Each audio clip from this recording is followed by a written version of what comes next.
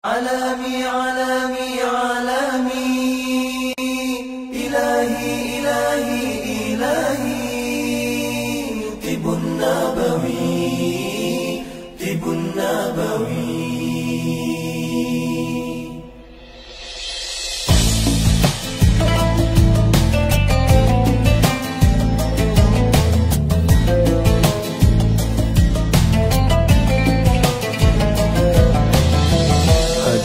Sebuah rasa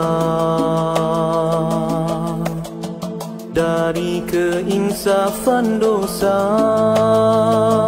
langit pun terbuka, bintang bertaburan, indahnya indahnya tawakal.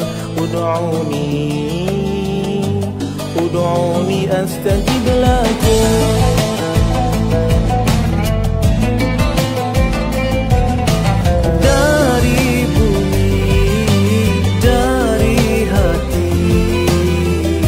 Penawar al-wahidah halalan tayyiban.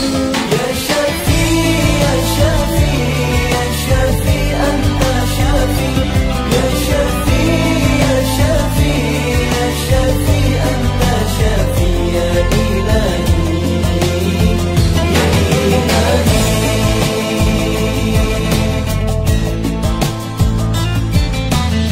Beratlah doa di langit luas, teguh harapan hati yang ikhlas, disinari cahaya Rabbani, syifa'un linnasi. Anta Syafi, Ya Ilahi, Anta Syafi, halalan tayyiban.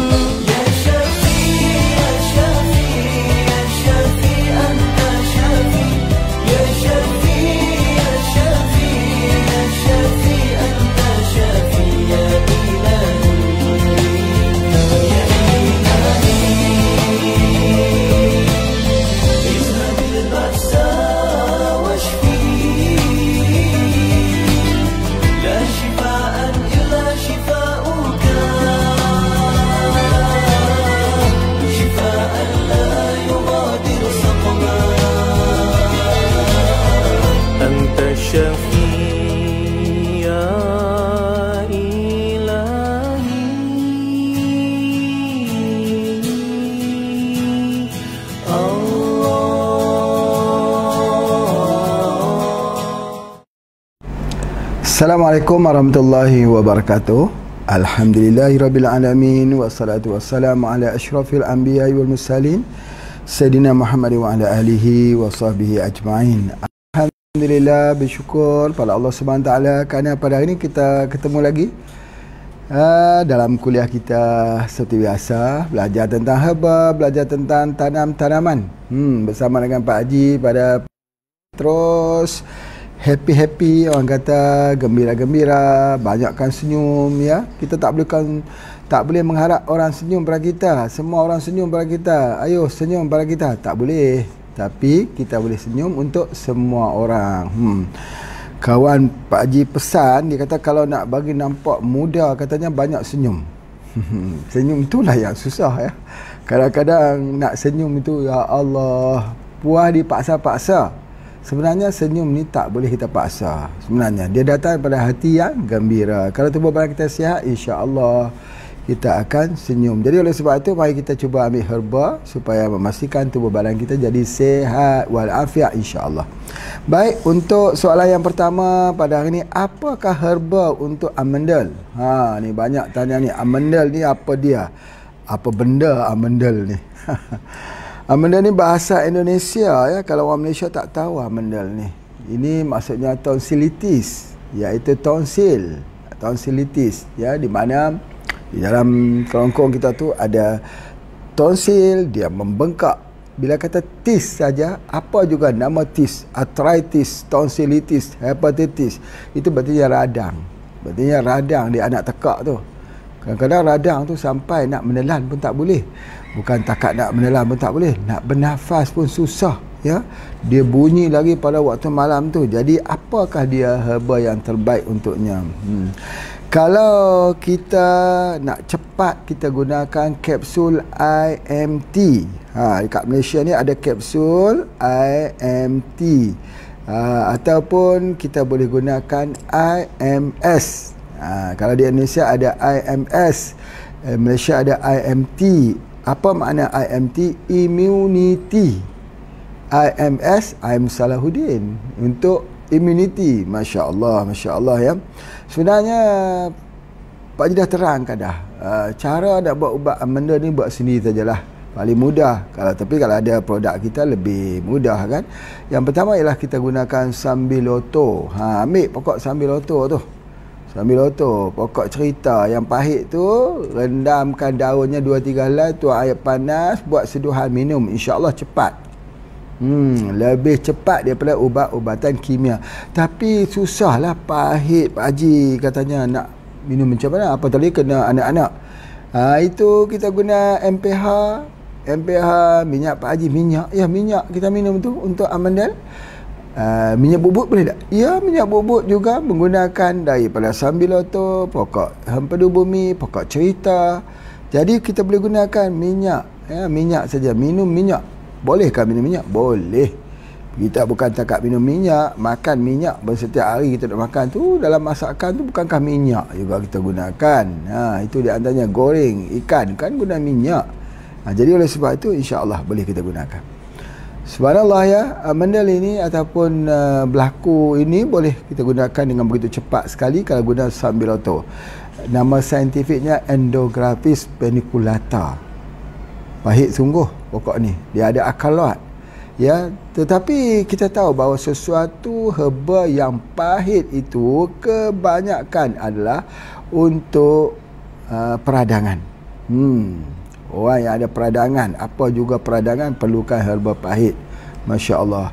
Apakah semua? Ya, tidaklah juga. Tetapi secara umumnya, dibaca dengan bacaan umum, bacaan untuk secara global ya. Jadi oleh sebab itu maka insya-Allah ya kita gunakan ini cepat. Jadi soalan ini berkata bahawa beliau pada masa ini telah menggunakan IMS, betul lah tu, tapi kena guna kerap sikit. Janganlah guna pun 1 hari 2-3 kali saja, tak boleh lah gitu ya. Kalau IMS tu kita semprot saja, boleh guna saja sehari 7 kali 8 kali pun boleh guna, sejam sekali pun boleh guna. Jadi dia cepatkan kesembuhan tersebut. Dulu Pak Haji nak ceritakan ada satu pengalaman ya, pengalaman satu orang yang dah jadi amandel ni, jadi tonsilitis sampai nak operasi. Jadi alhamdulillah Pak Haji minta tempoh 3 hari untuk merawatnya. Dengan izin Allah ya, Pak Haji bagi kapsul IMT. Jadi setelah diberi kapsul IMT tu, alhamdulillah 3 hari kemudian suara dah boleh keluar, boleh dah menelan air dengan cara mudah sebagainya. Alhamdulillah tak jadi operasi. Itulah dalam penelitian mengatakan bahawa pokok ni cepat kesannya kepada tonsilitis. Itu di antaranya. Baik, insya-Allah minta semua mencatat dengan begitu baik ya. Jadi kita pergi kepada soalan yang kedua. Kita tengok ni apa soalannya. Assalamualaikum, permisi mau tanya, herba untuk pesakit ulu hati itu apa? Setiap hari sakit. Sakit ulu hati ni, sakit di tengah-tengah ni, setiap hari sakit, nak bagi makan apa? Apa sebenarnya sakit ulu hati ni? Ya, sakit ulu hati ni sakit sakit gastrik, tokak lambung, pencernaan. Masalahnya bagaimana nak rawat? Ya, nak rawat. Inilah yang Pak Haji sebutkan bahawa di dalam pencernaan ini, sesuatu pencernaan itu kita nak rawat dia, kita kena masuk sesuatu yang bersifat asam. Yang ni yang susah ni, sebab sakit tu kalau nak masuk asam, cuba bayangkan kalau kita luka, kita perah lagi asam di atas tempat luka, sembuhkah? Sakit lagi kemungkinan ada. Jadi begitu juga dengan perut yang luka. Perut yang luka ni kita nak minum air jeruk, air limau nipis, jeruk nipis, sakit lagi lah Pak Haji. Tidak, tak sakit. Sebab Sebab air citric acid yang ada dalam air jeruk tadi meneutralkan asid hidroklorik yang keluar, yang menyebabkan kita perih naik ke ulu hati tu. Jadi oleh sebab itu maka kita boleh ambil herba. Herba apa? Ambil herba 7 angin. Herba 7 angin, tetapi minum selepas itu dengan air jeruk nipis atau limau nipis. Kita sering ambil. Apa dia tu? Ada 2 herba 7 angin plus dengan kapsul radik. Selalu diambil begitu, ambil begitu sampai dia hilang. Tapi kena ada apa? Kena ada air jeruk. Ya, itu sifatnya. Pencernaan perlu kepada sesuatu yang bersifat asam. Yang terbaiknya ialah jeruk. Ini yang Pak Haji nak sampaikan. Kerana sakitnya setiap hari ialah sakit setiap hari sebab dia keluar. Dan kedua, jangan makan lewat. Makan walaupun tak lapar. Saya ni tak lapar lah Pak Haji. Bukan soal lapar, tapi perut itu perlu diisi sedikit supaya asam itu tidak menyebabkan luka pada perut tersebut. Mudah saja, iaitu makan. Makan sedikit. Jangan kita tak makan. Jadi oleh sebab itu di antaranya. Boleh juga kita menggunakan yang lain. Kita boleh gunakan MPH, minyak Pak Haji ataupun minyak bubuk juga boleh. Tapi seperti Pak Haji sebutkan itu, harus ada usupan yang lain, sesuatu yang masam. Apa tu sesuatu yang masam? Rosella boleh masukkan. Kalau tak mau minum air jeruk, air limau nipis, ambilkan rosella, insya-Allah. Itu di antaranya. Jadi ini dipanggil art of healing, seni penyembuhan. Bila kita nak buat perawatan di perut, pencernaan, mesti ada sesuatu air yang asam yang kita minum. Kalau kita tak mau rosella, kita tak mau daripada jeruk nipis atau limau nipis, apa lagi boleh masukkan? Itu punya buah asam Jawa. Asam Jawa yang lama, yang usang. Yang sudah jadi hitam asam Jawanya itu. Jadi insya-Allah itulah ubatnya. Ya. Subhanallah. Kita tengok soalan yang ketiga. Nak tanya, anak ni tapak kakinya sakit. Mungkin selepas bersalin tak cukup makan ubat kot. Apa saranan nak beli untuk bagi rahim elok balik, badan pun selalu sakit-sakit. Nak cerita anaknya ini sakit tapak kaki. Ya, dan sini selepas bersalin. Cerita dia, kemudian macam mana nak makan ni, herba apa kita nak makan? Cerita dia ya. Baik. Perempuan lepas bersalin ini sebenarnya dia perlu kepada susupan herba. Kalau tidak, badannya jadi dingin.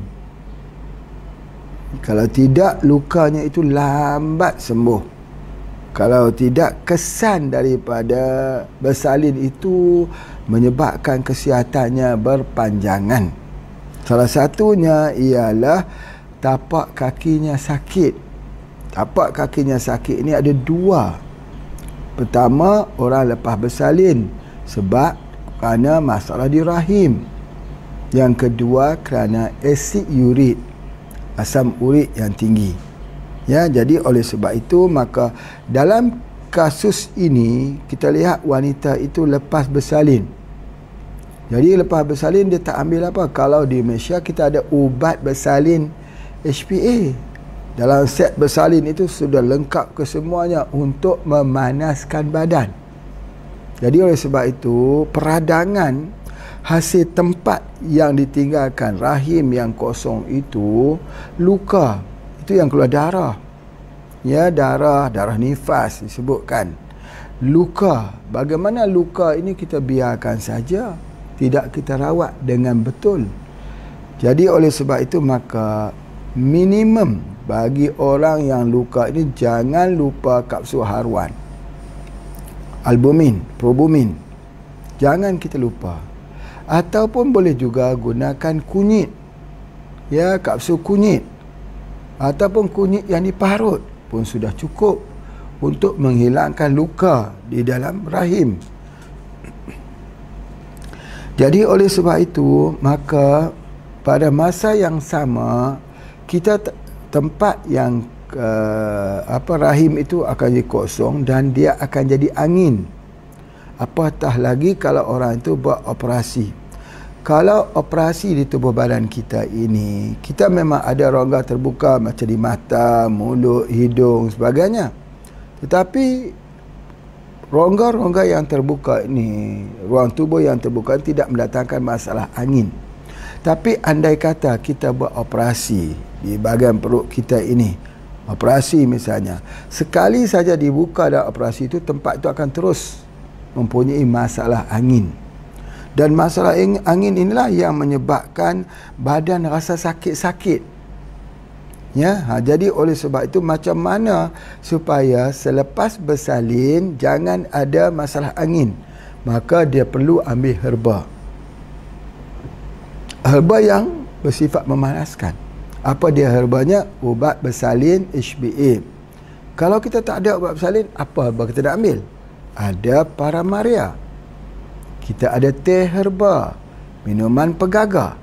Kita ada spirulina. Kita ada moringa. Dan kita ada mengkudu. Kesemua itu boleh kita ambil. Ya, khusus untuk menjaga kesihatan daripada tubuh badan kita. Yang pertama, ya, kita ambil spirulina. Spirulina itu adalah untuk menambahkan darah dalam tubuh badan orang yang selepas dia bersalin, dia banyak keluarkan darah, bleeding. Ya, kemudian kalau kita sudah tidak mau, kita guna spirulina, boleh kita gunakan juga haruan sekurang-kurangnya untuk menutup semua luka-lukanya. Ya, kerana haruan adalah salah satu yang mengandungi albumin yang tugasnya untuk menghilangkan luka-luka. Kalau kita sudah ada yang tu, haruan sudah ada, kemudian kita juga boleh gunakan daripada moringa. Kita tengok moringa mempunyai nutrisi yang tinggi. Jadi ibu tu akan jadi sihat. Kalau kita ada gamat, itu harus kita lihat. Kerana ketika kita ambil gamat, ini semua kena ambil note, take note kat bawah tu. Ambil gamat, kadang-kadang dia menyebabkan gatal seluruh badan kita. Bukan kerana masalah gamat, bukan, ya, kerana kita ada penyakit-penyakit komplikasi. Jadi ada banyak yang hilang menggunakan gamat, tapi ini in case kalau berlakunya gatal. Kalau kita ambil gamat, maka pada ketika itu ubat kita ialah anti-rex. Jadi itu mesti kita ingat. Cuma apa yang Pak Ji nak sebutkan ini, kita ada Paramaria, kita ada herba tujuh angin. Boleh ambil kapsul Paramaria, tujuh angin. Boleh ambil madu lebah. Ya, boleh ambil moringa. Banyak produk-produk albumin, dan kita boleh ambil semua banyak produk-produk yang ada di hadapan kita. Ambillah apapun, semua akan jadi baik. Jadi oleh sebab itu, dia berbeza dengan kita ambil suplemen-suplemen kimia. Berbeza sekali. Misal kata, bagi saya contoh, ya, bila orang itu cuba nak cover darah yang keluar, mereka bagikan apa dia bagikan zat besi. Dia bagikan suplemen untuk menambah zat besi bagi kepada wanita selepas bersalin. Apa yang berlaku? Dia jadi sembelit, najis tak boleh keluar, usus jadi tersumbat. Selalunya orang yang ambil zat besi, ambil daripada obat-obatan kimia besi, zat besi mineral ni, jadi selalunya akan menjadikan sembelit. Tetapi kalau kita gunakan spirulina yang mempunyai zat besi yang tinggi, malah dia cepat untuk mendatangkan darah semula dan dia tidak mendatangkan masalah sembelit. Yang mana lebih baik? Yang mana lebih baik? Ambil zat besi yang berasaskan daripada di lab, yang dibuat dia oleh lab sintetik, dengan sesuatu yang kita ambil daripada yang bersifat alami, iaitu daripada herba. Yang kedua pula, lihat, ya, kita ambil zat besi ini, kita ambil di dua tempat. Satu, kita ambil dalam spirulina. Spirulina ini dia tak ada dinding sel. Bila dia tak ada dinding selulus, dinding sel itu, maka bila kita ambil dia terus diabsorb. Terus kita jadi kuat. Sebab tu orang tak percaya kalau kita katakan orang yang lemah, letih, lolai, lesu, loyo kerana penyakit kencing manis itu, ubatnya hanyalah spirulina, hanya 5 minit je dia akan energi balik. Sebab apa? Sebab dia tak ada dinding selulus. Itu yang pertama. Yang kedua, kita ambil pada daun. Daun ni hanya cukup dengan seduh saja kita boleh, ini kita tak perlu memasak-masakkan lagi dan sebagainya. Jadi oleh sebab itu maka pengobatan untuk mendapat zat besi ini selalunya didapati daripada jenis sayur-sayuran. Itu yang kita lakukan, iaitu menggunakan spirulina. Masya Allah. Baik, seterusnya orang bersalin ni kita nak apa lagi? Yang kedua, kaki orang bersalin itu jangan jadi dingin. Sebab apa? Sebab kalau dingin di kaki, masalahnya juga akan mempengaruhi rahimnya. Sebab sudah semestinya orang tempat bersalin dingin di bahagian kakinya. Jadi ambil minyak MPH, minyak bubuk, dibalurkan, disapukan, lalu dibungkus dengan kain supaya kaki itu jangan dingin. Bila kaki itu tak dingin, maka blood circulation kita akan berjalan dengan baik. Badan tak ngilu, badan tak letih. Jadi begitu juga kalau ada orang datang bertemu kita. Banyak di sini orang datang, dia kata, Pak Haji, dia kata, sakit lutut. Sakit di bawah lutut ini. Tiba-tiba saya sudah tak boleh untuk solat sambil berdiri. Apa yang mesti kita bagikan? Bagi minyak bubuk saja. Pesan sama beliau balik nanti waktu malam disapu basah.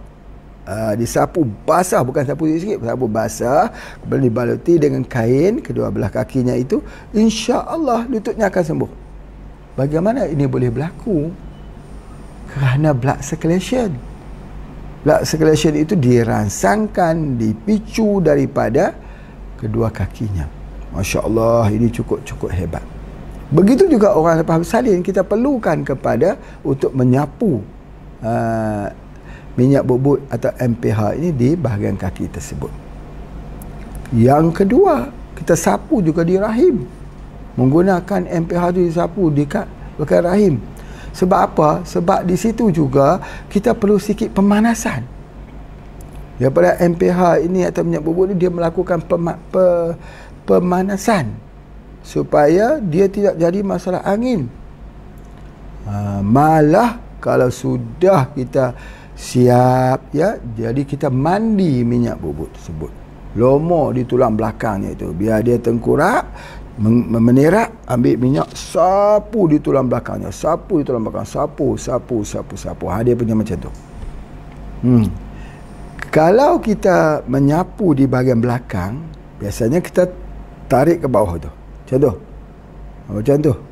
Pergerakan tangan kita, tangan ke atas di bahagian pundak, dekat pundak ni, turun di sepanjang tulang belakang, letak di bawah dekat kawasan pinggang, tangan ni pula di atas, turun, tangan ni naik ke atas. Begitu sampai dia jadi panas di tulang belakang tu, ditarik turun.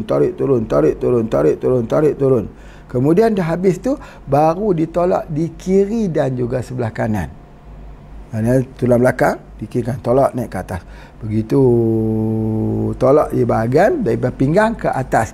Setelah tadi kita turunkan, turun 1, 2, 3, 4, 5, 6, 7, 8, 9, 10 sampai panas gitu, tolak naik ke atas balik 1. Tapi waktu kita tolak tu bukan di atas tulang belakang, di tepi pinggir tulang belakang, tolak naik ke atas. Masya Allah, sakit lemahnya itu sudah hilang separuhnya. Tapi mesti guna apa dia, MPH ataupun minyak bubuk yang dipanaskan. Kita panaskan sikit. Panas Pak Haji dah jadah, kita terang, banyak kali terang, ya. Ambil air panas, masuk ke sini. Lepas tu ambil lah botolnya ini, ni botol ni, masukkan dia ke dalam ini. Selepas kita masukkan sini, biarkan lama, maka dia akan panas. Jadi kita ambil tu, rinjih. Di mana? Di atas tulang belakang. Rinja. Gitu. Dia agak sikit panas supaya ada perlu rangsangan. Jangan terlalu panas.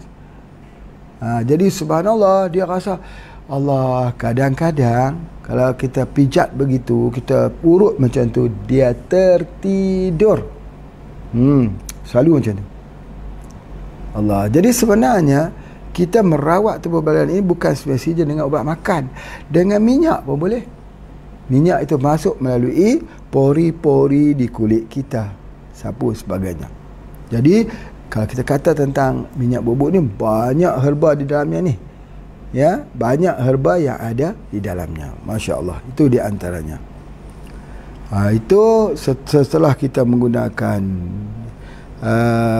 kita menggunakan herba paramaria, campur 7 angin. Boleh juga kita mencampurkan dia dengan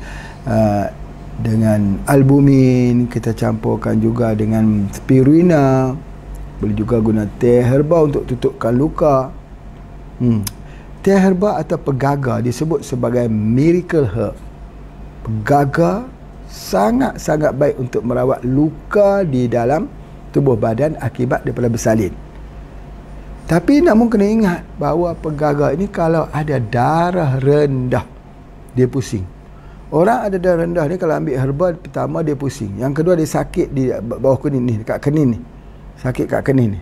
Itu menunjukkan tekanan darah rendah.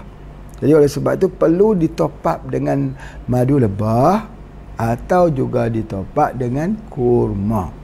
Kurma dengan cepat. Itu di antaranya yang Pak Haji boleh sebutkan. Baik, kita tengok soalan yang keempat. Bagaimana perawatan untuk gastrit? Begitu juga kebas tangan dan kaki. Gastrit dan kebas tangan dan kaki. Baik. Gastrit telah Pak Haji tunjukkan tadi, telah Pak Haji ajarkan tadi. Emah, tokak lambung, gastrit, iaitu bagi angin yang kita kata sakit di ulu hati tadi.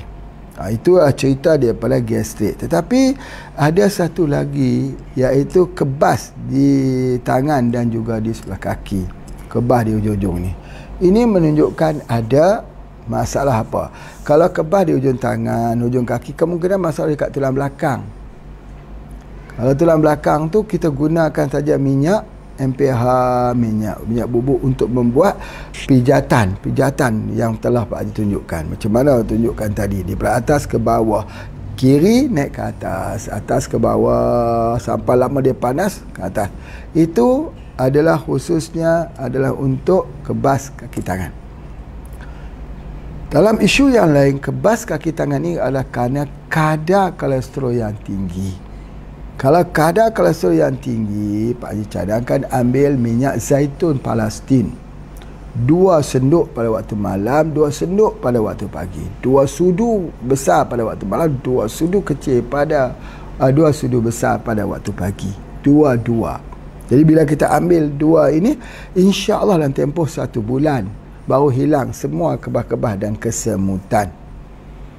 Yang sama taraf dengannya, maka lebih baik lagi pada itu adalah HGH. Bila kita ambil HGH, sama ada HGH drop atau HGH yang kita semprotkan di lidah selama 1 bulan. Bila kita ambil dalam masa 1 bulan, dia akan menyebabkan kadar kolesterol kita back to normal. Tapi ada pesan daripada Pak Haji.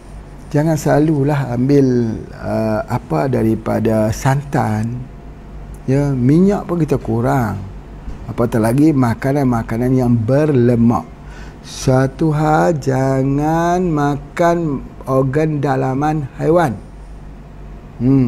Itu ada di antaranya. Jadi dalam hadis Nabi SAW yang mana Allah Ta'ala telah menghalalkan 2 bangkai. Apa dia? Iaitu ikan. Kalau kita tengok di laut yang telah dihalalkan, bangkainya ialah ikan misalnya. Kita boleh ambil ikan. Begitu juga Allah Ta'ala menghalalkan darah, iaitu limpa dengan hati. Jadi kalau bangkai yang dihalalkan iaitu ikan dan belalang, darah yang dihalalkan iaitu hati dan limpa. Baik. Namun begitu, itu dihalalkan, boleh makan, boleh ambil. sebagaimana pisang, ya, pisang itu halal. Tetapi dalam bulan Ramadan, pisang itu tak boleh dimakan pada siang hari, halal, menjadi pantangan dia. Ketika orang sakit ginjal, pisang dan kurma tak boleh makan. Begitu juga bagi orang yang ada masalah kolesterol, iaitu hati, limpa, termasuk semua organ-organ dalaman itu dia tak boleh makan. Jadi itu adalah menunjukkan Masya Allah, ya, bagaimana Allah menciptakan sesuatu yang halal. Sesuatu yang halal, seperti mana belalang, seperti mana ikan, walaupun dah jadi bangkai, Allah Ta'ala benarkan. Jadi begitu juga Allah jadikan hati dan limpa diizinkan. Namun ketika dalam perawatan, dalam tanda kutip, maka organ-organ dalaman ini kita tak boleh makan, tak boleh ambil. Itu adalah di antaranya hikmah Allah Ta'ala jadikan. Ada ketikanya barang atau produk ataupun begitu juga dengan apa yang Tuhan jadikan itu baik untuk semua orang, tapi ada yang tak boleh diambil oleh sebahagian yang lain. Itu kena berhati-hati, insya-Allah. Sebab apa? Sebab Allah menjadikan yang halal ini untuk umum. Tapi bagi orang yang sudah ada masalah dalam kesakitannya itu, harus dia lihat, ya, nanti dia akan membinasakan kita. Masya Allah. Baik, kalau begitu orang yang kebas tangan dan kaki ini, kita minum minyak zaitun atau HGH, sangat-sangat bagus. Cumanya di sini Pak Haji nak kongsikan, ya, bagi mereka yang mengikuti kuliah ini, tulis, ambil note. Apa dia? Perawatan untuk stroke. Subhanallah. Yang Pak Haji lihat di akhir ni, Pak Haji perlu bagi hanya 2 saja. Yang pertama, bagi stroke spray yang di spray atas kepala ini, dan HGH. Ramai yang berjaya, ramai yang sembuh, ramai yang kuat boleh berjalan kembali. Cepat sekali dia punya tindakannya, sehingga kan bolehlah Pak Haji katakan, sama yang Pak Haji sebutkan semalam, bahawa pengobatan Islam itu tidaklah pengobatannya itu statik, tetapi dia bersifat dinamik. Tidak boleh kita memegang sesuatu yang baik terus menerus kalau ada lagi kebaikan lain yang ada, yang memuncul selepas itu. Berartinya ini menunjukkan bahawa kita kena menuntut ilmu terus menerus, kerana ada lagi perkara-perkara besar dalam pengobatan itu muncul, insya-Allah. Itu di antaranya. Baik, kita berhenti sementara, ketemu lagi insya-Allah.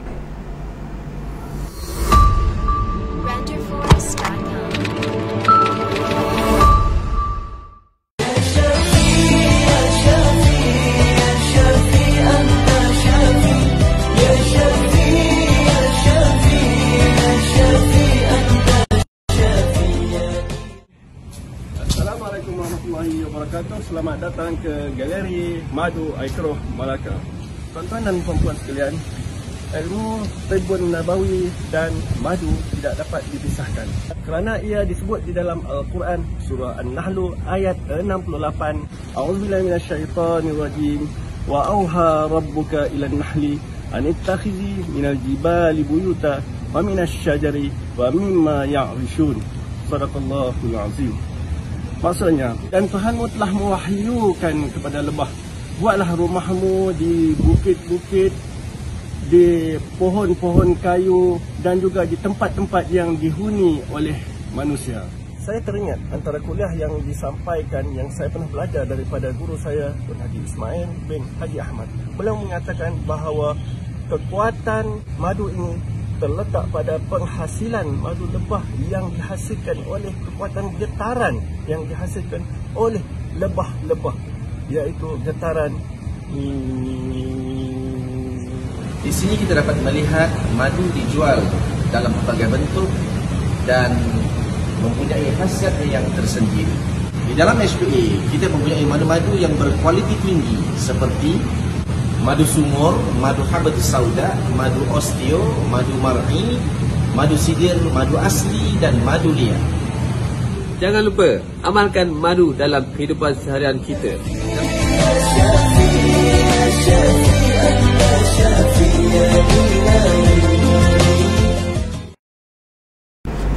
Alhamdulillah, bersyukur pada Allah SWT. Pak Haji teruskan lagi ya dengan menjawab soalan yang kelima.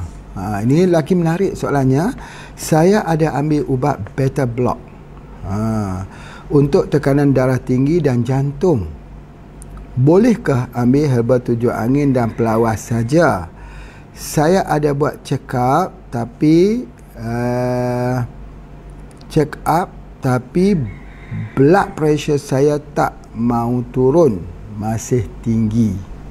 Tu dia. Boleh share herba apa yang saya boleh ambil? Perlu disinergikan dengan apa? Better ambil kapsul mengkudu atau kapsul gamak emas? Terima kasih. Masya Allah ya, ini soalan yang bagus sekali. Soalan ini bertanya tentang seorang yang ada masalah darah tinggi tapi tak mau turun. Dah makan dengan sejenis obat namanya beta block. Ubat darah tinggi ada bermacam jenis. Ada satu yang namakan beta block. Yang ini ni dia lebih kepada nak mencairkan darah.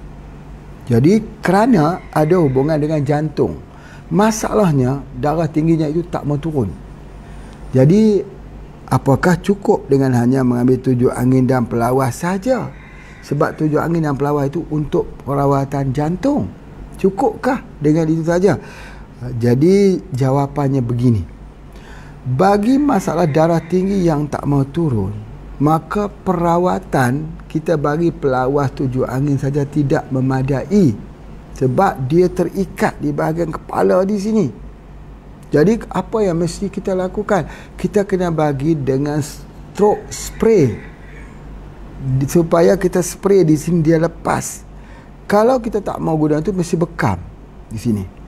Atau akupuntur di ujung ni. Itu adalah antaranya. Kemudian bila kita ada ini, kalau kita ambil mengkudu, boleh tak mengkudu menjadi pencair darah? Sama seperti dengan ubat kimia yang kita ambil. Boleh atau tidak? Mampu atau tidak? Tak mampu. Tak mampu sekuat itu. Jadi dalam kasus ini dia kena guna jantung hati. Atau paling minima mesti guna minyak zaitun.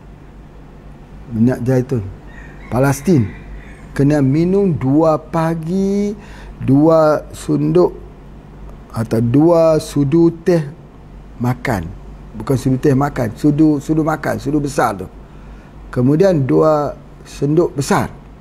Ambil 2 waktu pagi, 2 petang dan 2 pada waktu malam. Dia kena begitu sebab darahnya itu telah menjadi kental. Kalau dia tak mau begitu, dia kena ambil VCO. Kerana VCO ni dia sekali juga pada tekanan darah tinggi. Bagus sekali. Tetapi VCO juga tidak mampu untuk menghilangkan masalah jantung. Kalau ada masalah jantung. Jadi oleh sebab itu perlu dalam kasus ini kita mengambil apa? Kita mengambil daripada VCO plus lagi dengan kapsul haruan. Kapsul haruan. Sebab kapsul haruan ni perlu untuk perawatan jantung. Tetapi kalau nak menggunakan herba yang terbaik, kena guna jantung hati. Kita ada produk namanya jantung hati. Hanya 10 kapsul saja. Satu kali ambil pada waktu malam, 1 kapsul saja. Kemudian lepas tu minum dengan minyak zaitun 1 sudu besar, minum dengan air hangat. Dia akan flush blok yang ada di jantung tersebut. Itu yang sangat penting. Kapsul gamat, betul kapsul gamat ni dia akan mencairkan darah, betul. Tetapi mengambil tempoh masa yang agak sikit panjang. Jadi berartinya kalau kita ambil dalam masa 1 bulan, insya-Allah kita akan lihat dia akan menunjukkan kesan yang sangat positif. Apa tadi kalau sakit di bahagian belakang, sakit di sini, sakit di tengkuk ni, maka kita gunakan kapsul gamat. Namun begitu, kapsul gamat ini pun kita kena sinergi dengan kapsul haruan supaya kapsul gamat ini bertindak dengan lebih cepat. Masya Allah. Apa yang Pak Haji nak sebutkan dekat sini, apa herba yang paling baik untuk orang yang ada darah tinggi dan ada masalah jantung? Itu soalannya.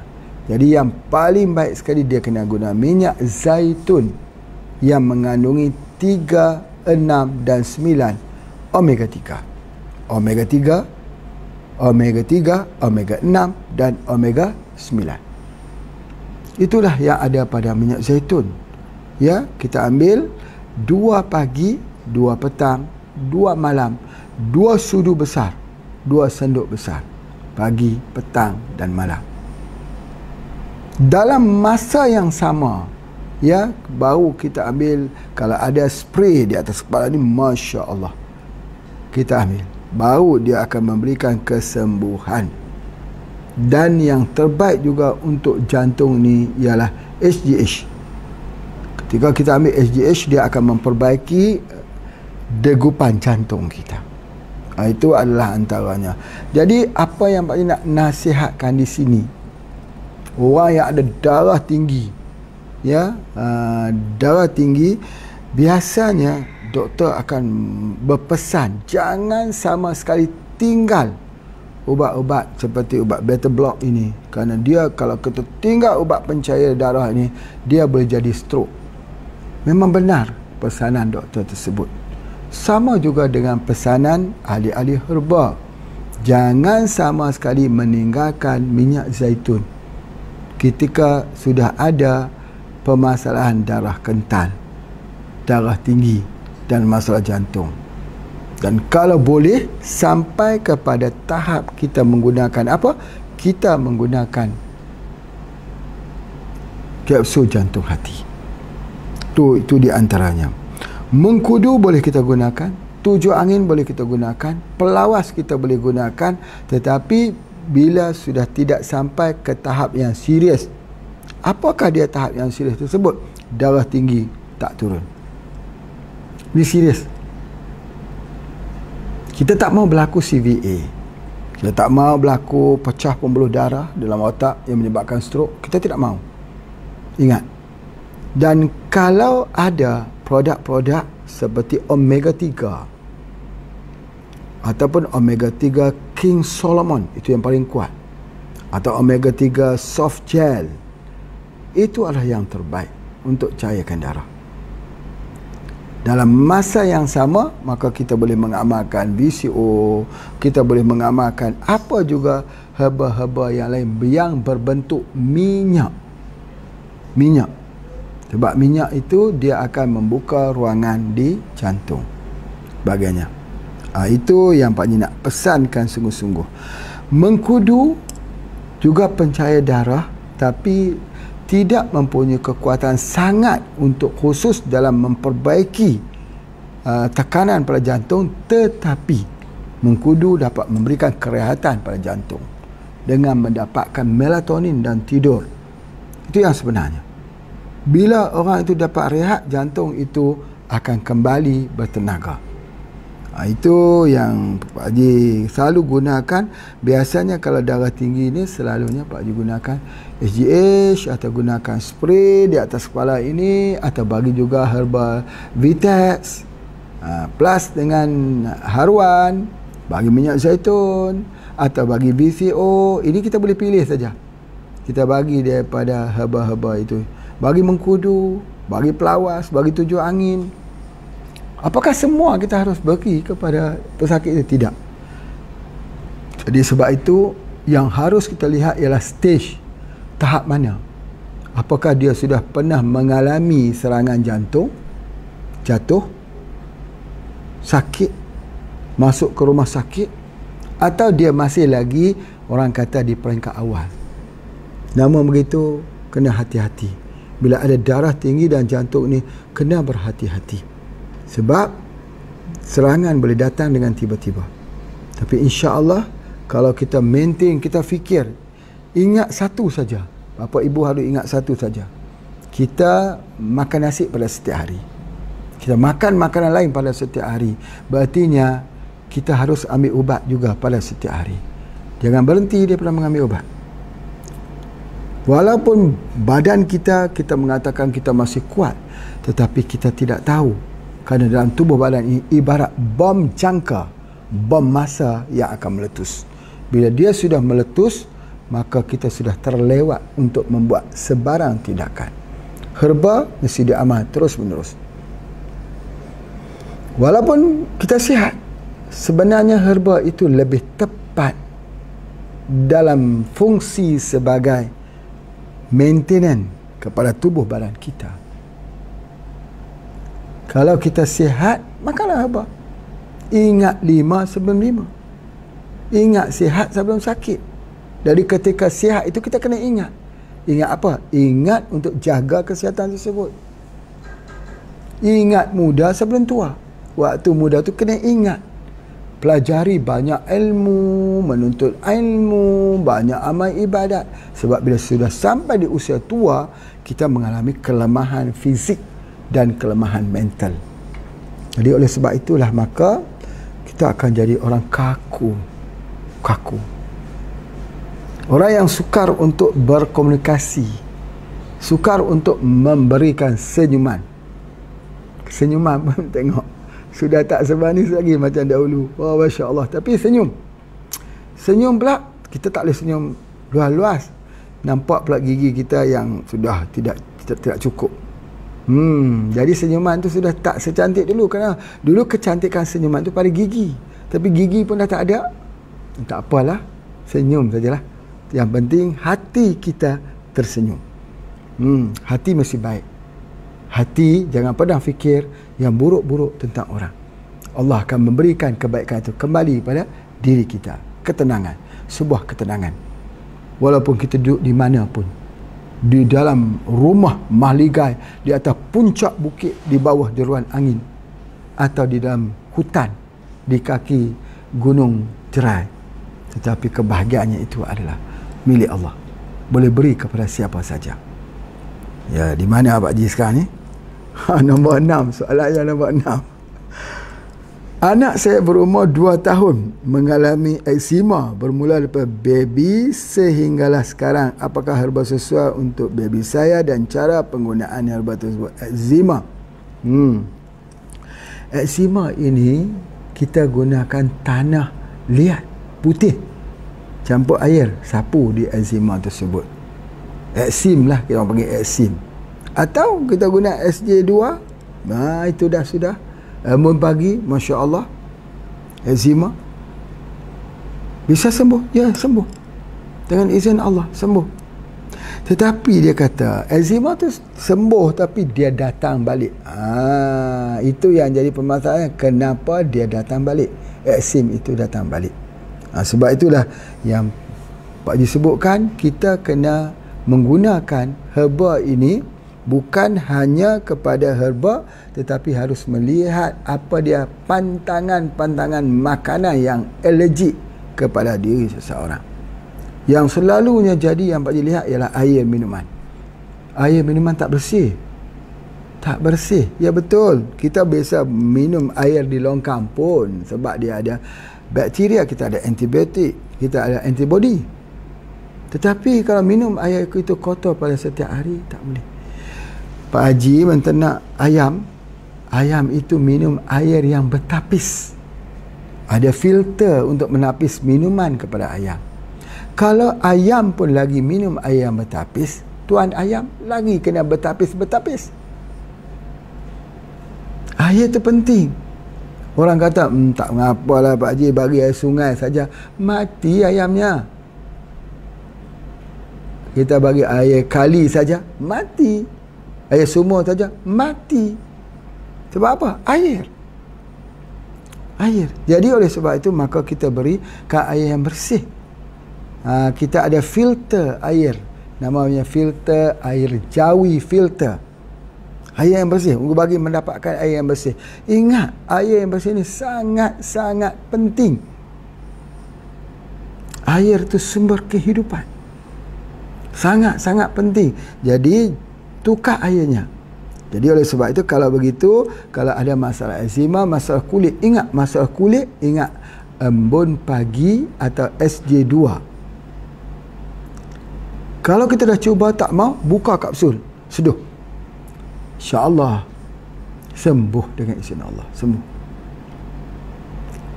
Jadi itu adalah di antaranya. Baik, kemudian soalan yang ke-7 ya. Ibu saya mengalami teratoma, iaitu ketumbuhan di dalam perut. Perut ibu saya semakin besar disebabkan ketumbuhan. Apakah herba yang sesuai? Ini di antaranya, iaitu ketumbuhan di dalam perut. Ketumbuhan dalam perut ni apa juga ketumbuhan? Mesti ingat, kita mesti menggunakan sesuatu umbi yang duduk di bawah tanah. Cara paling mudah sekali, ambil kunyit, perah air kunyit, minum. Itu dia. Kalau tak mau kunyit, yang paling bagus ialah temu mangga. Kalau tak mau temu mangga, kunyit putih. Tu, ingat. Dia cari kunyit putih, temu mangga, atau kunyit, atau temu lawak. Istiqamahlah. Biiznillah. Hilang. Kalau boleh parut airnya itu, minum. Kalau sukar sikit kita nak minum, masukkan dia dengan gula merah.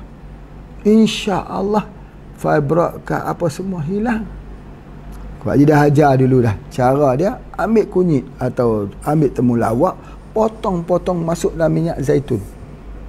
Ram 40 hari, beri minum. InsyaAllah makin kecil, makin kecil, makin kecil. Itu di antaranya. Tetapi sekarang ada sesuatu yang lebih baik dan lebih cepat, iaitu bajakah.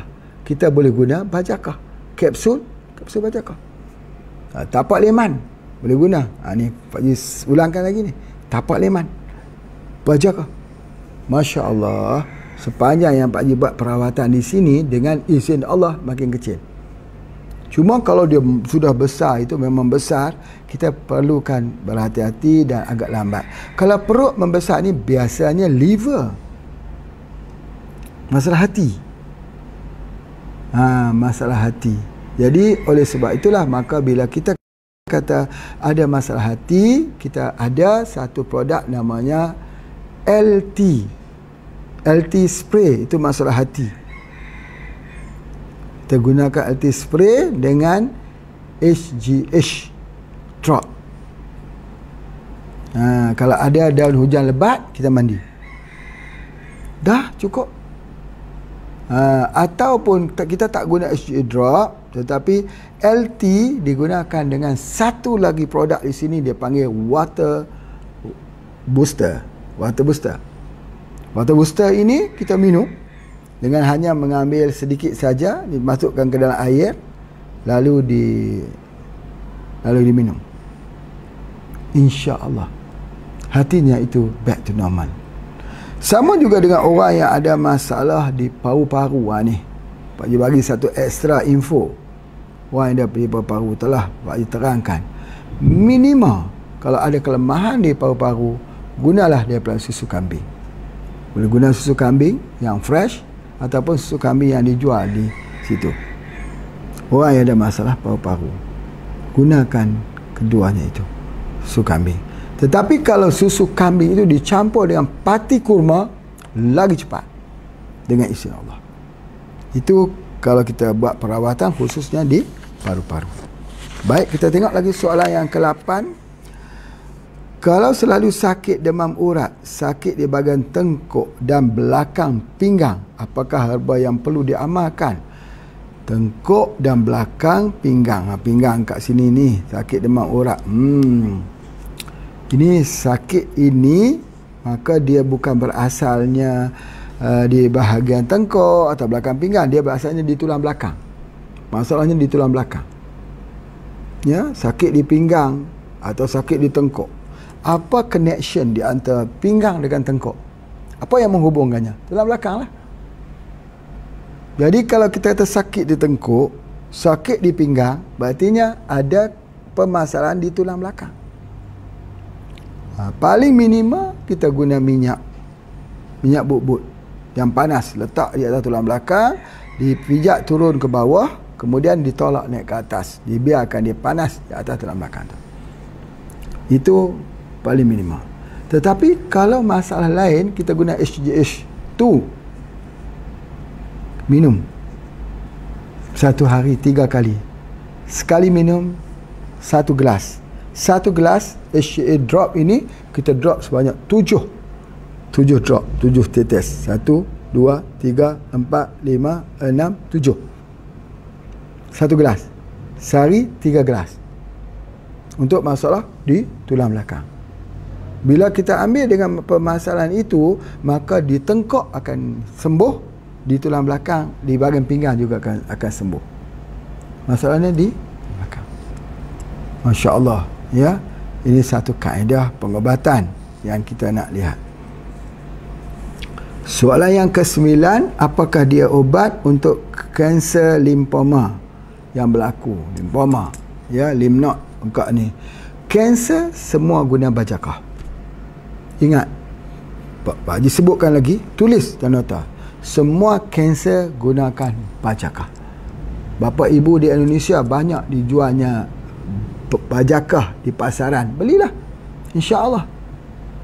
Kalau itu bajakah asli. Tapi kalau tak pasti asli atau tidak, order sama Pak Haji. Pak Haji boleh postkan bajakah yang asli. Boleh gunakan. Teh bajakah juga boleh guna. Kapsul bajakah boleh guna. Sebagainya. Kalau di Malaysia, ya hubungi saja dengan Pak Haji. Insya-Allah dengan izin Allah. Bajakah bukan hanya untuk breast cancer. Bukan hanya untuk kanker payudara. Tapi dia untuk semua kanker. Dengan izin Allah, insya-Allah. Baik, soalan yang ke-10 yang terakhir yang dapat Pak Haji jawab pada hari ini. Salam Pak Haji, ingin tanya sikit, saya ada sakit gatal-gatal di kelin paha saya, punggung dan sekarang merebak ke perut pula. Mungkin ruam atau fungus. Bila digaru tinggal bekas hitam. Dah banyak dah cuba tapi tak berkesan lagi. Penyakit gatal, ingat, jangan makan makanan lebih daripada 8 jam. Jangan makan ayam yang diternak kecuali ayam organik kita. Yang ketiga, tolong berhenti sebentar. Seafood, makanan laut, sotong, udang, cumi, kepiting, dan kemudian amalkan SJ2. 2 pagi, 2 petang, 2 malam.